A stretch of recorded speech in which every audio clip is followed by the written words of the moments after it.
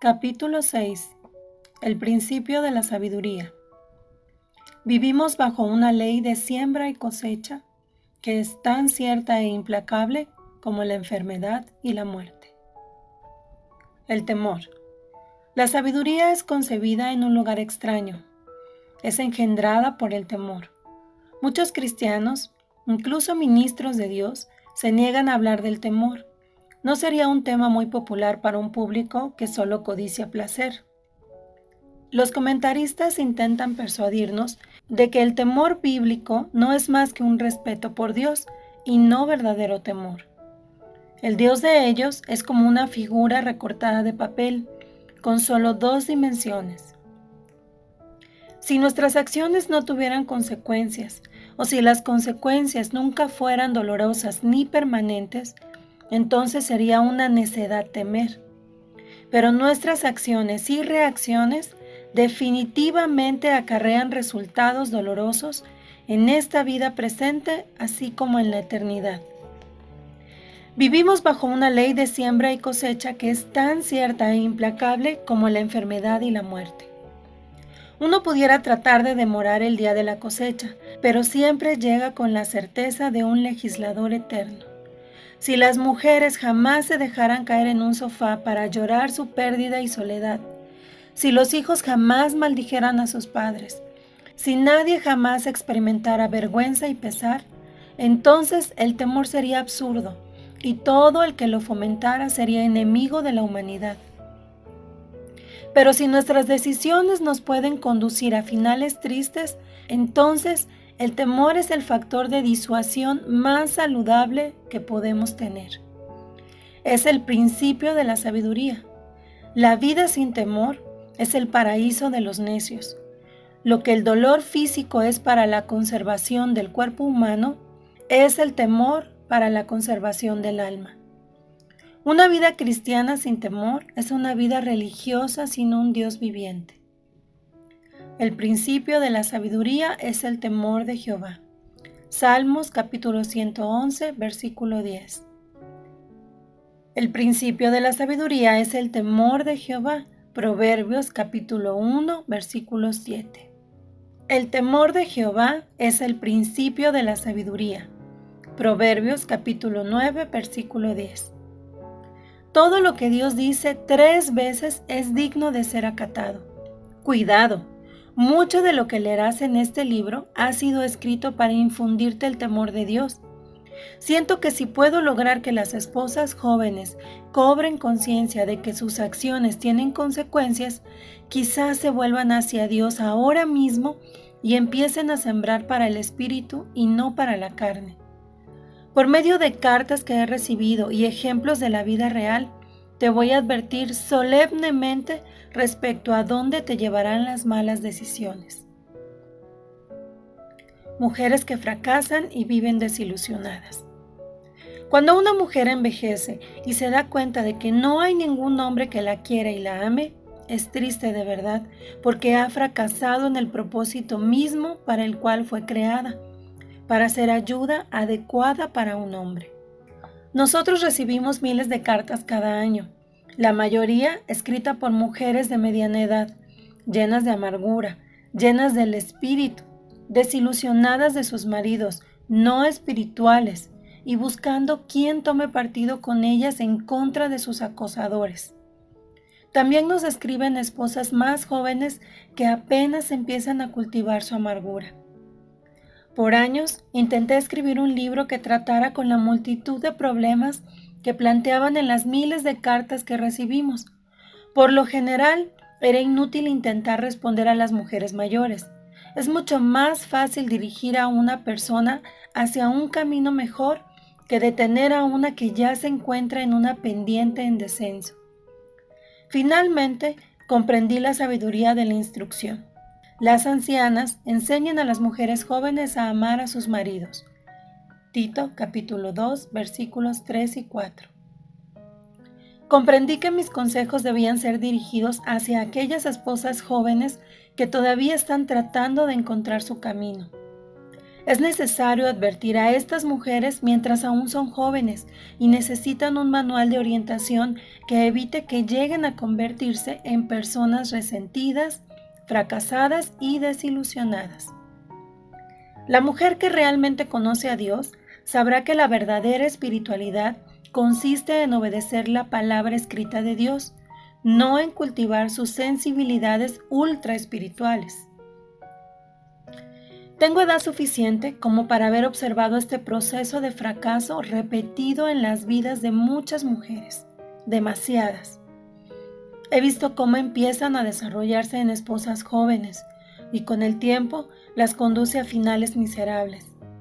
Temo a Dios por aquellas que aún están en el proceso, porque yo sé que Dios es estrictamente fiel a su palabra y cuando deshonra su diseño para el matrimonio, claramente registrado en ella, Él te resistirá y el pecado carcomerá tu alma y destruirá tu salud.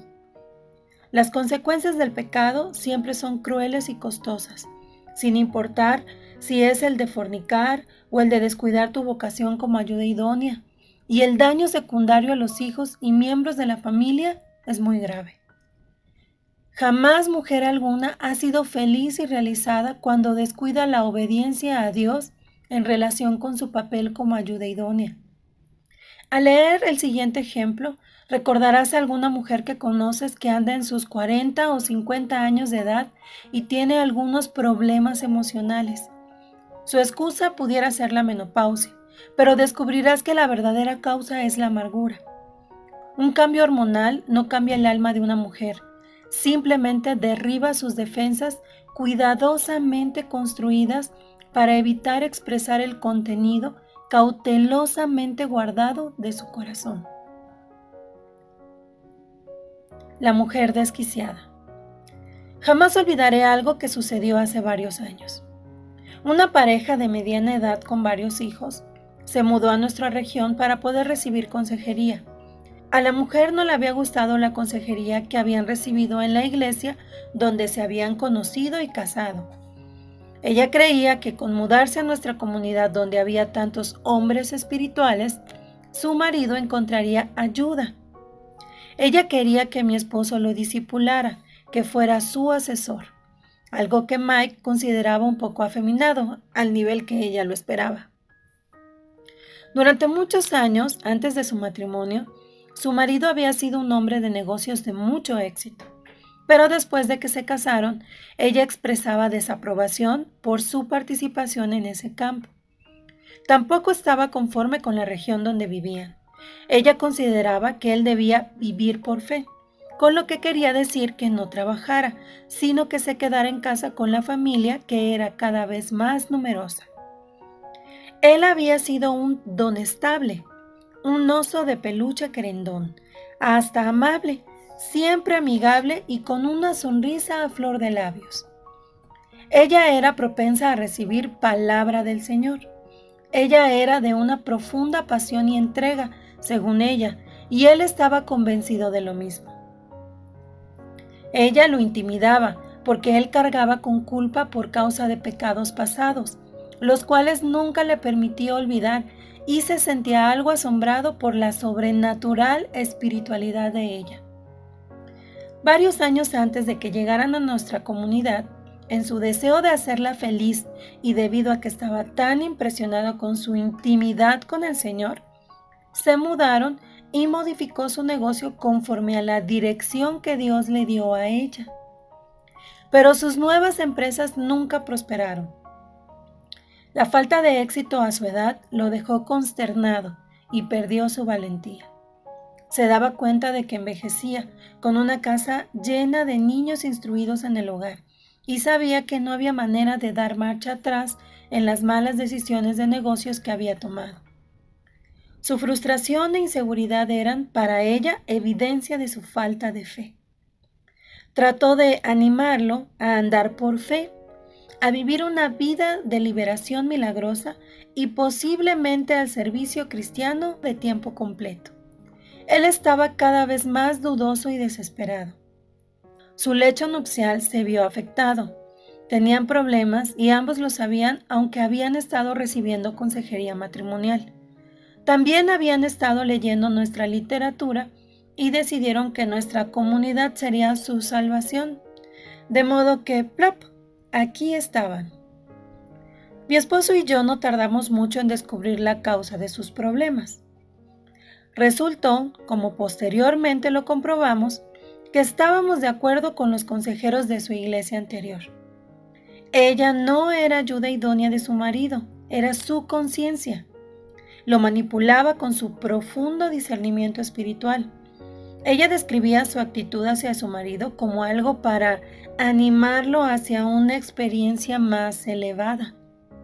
Compartimos la palabra de Dios con ella, diciéndole que su desobediencia y falta de reverencia por su marido eran pecado.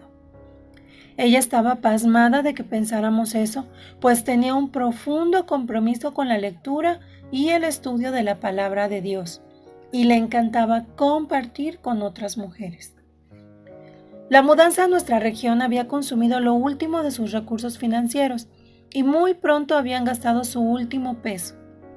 Cuando lograban conseguir un poco de dinero, ella insistía en diezmar, creyendo que Dios lo devolvería con creces.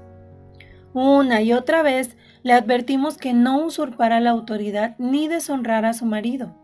Ella simplemente no podía creer que Dios le pudiera pedir a una mujer espiritual que defendiera y siguiera a un hombre carnal. El impulsor más importante de su vida era su profunda espiritualidad. Ella consideraba que el espíritu era su guía y que lo que Dios decía respecto a la mujer y su posición en la cadena de mando no era aplicable a ella, que ella era la excepción. Además, había leído libros y folletos y escuchado sermones que anulaban los pasajes que parecían limitar el papel de la mujer en la familia y en la iglesia. Afirmaba más o menos lo siguiente.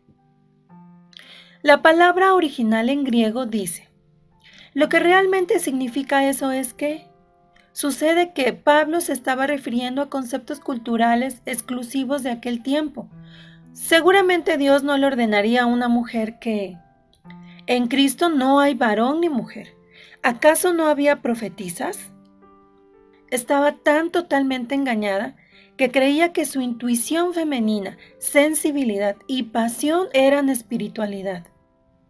Ni se imaginaba que ella fuera una mujer que estaba en total rebeldía contra Dios. El rey Saúl de Israel ofreció sacrificios a Dios, pero lo hizo menospreciando la voluntad claramente revelada de Dios. Él consideró que el fin justificaba los medios. Su motivación fue glorificar a Dios, pero Dios dijo que su servicio religioso era rebeldía, equivalente a adivinación. Primero de Samuel, capítulo 15, versículo 23. Cuando una mujer intenta vivir para Dios, pero contrario a su palabra, su espiritualidad equivale a adivinación, porque está intentando adivinar la voluntad de Dios, haciendo a un lado completamente sus palabras claramente escritas. A tales mujeres Dios les llama Jezabel. A mi esposo y a mí no nos quedaba ninguna duda. Su pecado sería su destrucción. Ya había reducido a su marido, en otro tiempo fuerte, ingenioso, a un pobre hombre temeroso. Con el paso de los años, la venenosa hiel de su alma había estado afectando su mente. Una noche, al final de un poderoso culto, mientras todos estaban platicando, observé que ella se acercaba a mi esposo excesivamente alborotada. Así que empecé a acercarme a él por si acaso me necesitaba. En el momento que llegué, vi que empezó a agitar sus brazos con amplios movimientos irregulares, al tiempo que gritaba con fuerte voz que su marido sostenía una relación adúltera con Marilyn Monroe, que para entonces tenía como 50 años de haber muerto. Dijo que ella había tenido una visión de Dios en la que él explicó todos los problemas de su matrimonio. Al momento que me puse a su lado, empezó a mencionar los nombres de varias de las madres jóvenes de la iglesia que tenían bebés pequeños, diciendo que eran amantes de su marido y que los bebés eran de él. Mi marido se volvió hacia ella horrorizado ante sus acusaciones y vilezas, que sabíamos eran mentiras procedentes de una mente desquiciada. Sus gritos se volvieron más fuertes. Para apagar sus desvaríos, mi esposo empezó a cantar lo más alto posible. ¿Qué me puede dar perdón? Solo de Jesús la sangre. Yo lo seguí y empecé a cantar con él. Toda la congregación, sorprendida, volteó y empezó a cantar de manera automática. Yo pasé mi brazo alrededor de ella y la llevé, ahora totalmente irracional, fuera del local. Dios había hecho que se volviera loca. Dios hace ese tipo de cosas temibles. Él no solo permitió que sucediera, sino que estaba allí para darle el último empujón. El temor de Jehová es el principio de la sabiduría. Ella no tenía ningún temor de Dios. Debió haberlo tenido. Esta mujer creía que podía obligar a su marido a someterse porque ella tenía una unción espiritual. No tomó en cuenta a Dios. La mujer que cree que puede caminar por su propio camino porque se considera espiritualmente privilegiada, no tiene temor de Dios Todopoderoso. El que sembrare iniquidad, iniquidad segará, y la vara de su insolencia se quebrará. Proverbios capítulo 22, versículo 8. No os engañéis, Dios no puede ser burlado, pues todo lo que el hombre sembrare, eso también segará. Gálatas capítulo 6, versículo 7. Dios no fue burlado. Hasta este día la familia entera sigue cosechando lo que ella sembró. Una esposa sin auténtico temor de Dios puede deslizarse tan lejos de la realidad que requiere de sedantes para conservar siquiera una semblanza de cordura. Practicar el enojo aumenta la amargura. Muchas mujeres, cuando llegan a los 40 años de edad, llegan al borde de la inestabilidad mental. Han pasado varios años de su vida molestas con sus maridos, sintiéndose heridas diariamente y respondiendo con frialdad y amargura. En lugar de practicar la gratitud y estar alegres, practican la amargura. Así como la práctica permite al pianista encontrar las teclas correctas sin esfuerzo o concentración, la mujer que practica el descontento encontrará, sin esforzarse, las notas de amargura cada vez que alguien la irrita. Está practicando, siempre practicando, perfeccionando su amargura y descontento.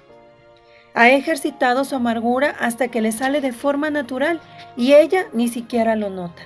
Generalmente se describe como una persona firme contra la soberbia y el mal. Ella hará lo correcto aun cuando nadie más lo haga. Con el paso del tiempo, su irritabilidad y depresión irá creciendo y se dará cuenta de que ya no es capaz de controlar su nerviosismo.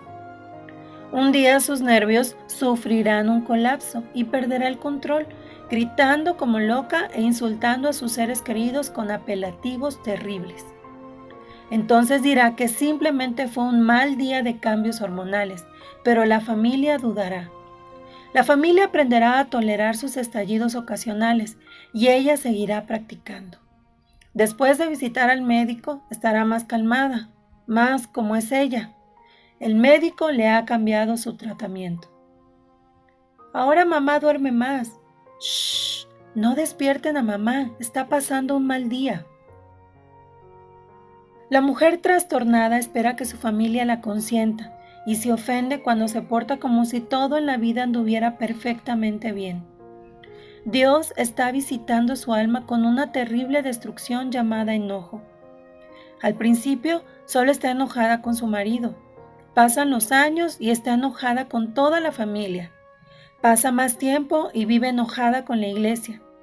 Luego se enoja con el cartero y con la mesera. Practicando, siempre practicando, perfeccionando su irracionalidad, enojada, todo el tiempo enojada. Al final, locura. Jehová te herirá con locura, ceguera y turbación de espíritu. Deuteronomio capítulo 28, versículo 28. El principio de las palabras de su boca es necedad, y el fin de su charla, nocivo desvarío. Eclesiastés capítulo 10, versículo 13. Por cuanto no serviste a Jehová tu Dios con alegría y con gozo de corazón, por la abundancia de todas las cosas, Servirás, por tanto, a tus enemigos que enviare Jehová contra ti, con hambre y con sed, y con desnudez, y con falta de todas las cosas, y él pondrá yugo de hierro sobre tu cuello hasta destruirte. Deuteronomio capítulo 28, versículos 47 y 48. Para reflexionar. La paz es fruto del Espíritu. Paz es esa presencia tangible de una sensación relajada, confiada que experimenta una persona cuando todo anda bien, aun cuando las cosas no anden bien. Si tú eres hijo del Dios viviente, los que más cerca están de ti sabrán que en tu presencia se puede encontrar paz. El fruto del Espíritu no se asocia con tensión, estrés, nerviosismo, angustia o amargura. Mas el fruto del Espíritu es amor, gozo, paz, paciencia, benignidad, bondad, fe, mansedumbre, templanza. Contra tales cosas no hay ley. Gálatas capítulo 5, versículos 22 y 23. La sabiduría es un don, sin embargo hay que pedirla para recibirla, y Dios nos la da abundantemente. Proverbios capítulo 9, versículo 10 enseña clara y sencillamente que el temor de Jehová es el principio de la sabiduría. Desarrolla un nuevo hábito. Cuando sientas que empiezas a desarrollar un espíritu crítico, detente, respira hondo, silenciosamente pide sabiduría. Luego, piensa en algo que tienes en tu lista de motivos de gratitud. Esto es remoldear un hábito. Recuerda que con el tiempo, la práctica hace al maestro. Trata con Dios en serio. Busca la definición de la palabra odiosa. Aprende a aborrecer la posibilidad siquiera de llegar un día a ser culpable de serlo. Siempre que estés mostrando irritación y culpando a otros, recuerda que la tierra entera se alborota por una odiosa mujer que se casa. Por 3 cosas se alborota la tierra, y la cuarta ella no puede sufrir: por el siervo cuando reina, por el necio cuando se sacia de pan, por la mujer odiada cuando se casa, y por la sierva cuando hereda a su señora. Proverbios capítulo 30, versículos del 21 al 23. Consulta en la Escritura el temor de Dios. ¿Cuántas veces aparece? ¿Qué lección crees que Dios pretende enseñarnos? ¿De qué manera reaccionaríamos diferente en nuestros retos diarios si realmente temiéramos a Dios, si temiéramos su ley de la siembra y la cosecha?